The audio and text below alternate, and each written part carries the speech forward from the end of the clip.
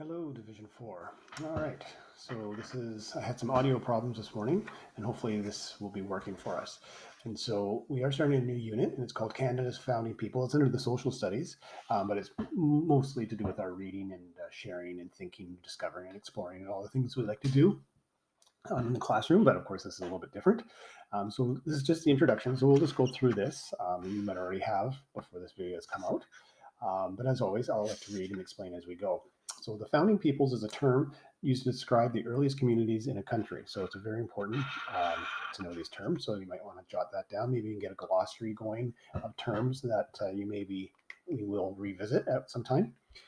There are the first groups to live in a certain place. Great definition. And it kind of makes sense. The founding peoples are the people who found the place. Therefore, they're the first. Therefore, they have a strong influence on the type of society that develops there. So, because if they live there, it makes sense that they're going to make the changes there and how they live. Well, Canada has three founding peoples, or three groups that were here first. Now we, of course, have quite a few, but the first that kind of made what Canada is today is based on three groups. From the earliest times, the land was occupied by the original inhabitants. And of course, we refer to them as the Aboriginal people, sometimes the First Nations, they are called, and the Inuit. The Inuit is the term that is more preferred as opposed to the older term, which is an Eskimo, which has a negative tendency to it. So we'll use the word Inuit. And of course, they're in the Arctic, up in the cold area.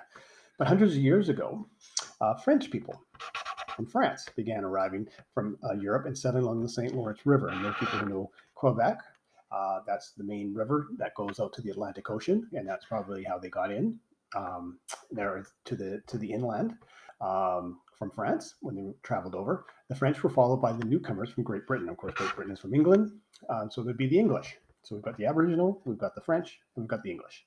And so over the years, these three founding peoples combined to create a unique society and territory that we know as Canada. So in this chapter, we're going to learn all about the earliest communities in Canada.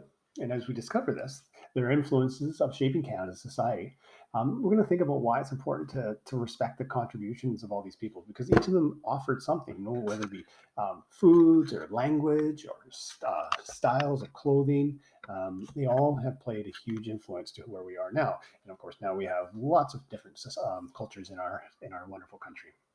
So that's the unit that we'll be starting, and it's a really interesting one because it'll touch on a lot of things we've already had in class, like with Orange Shirt Day and things like that, but also about, of course, the French and the English, and it being our two languages of Canada, and so on and so forth. So until next time.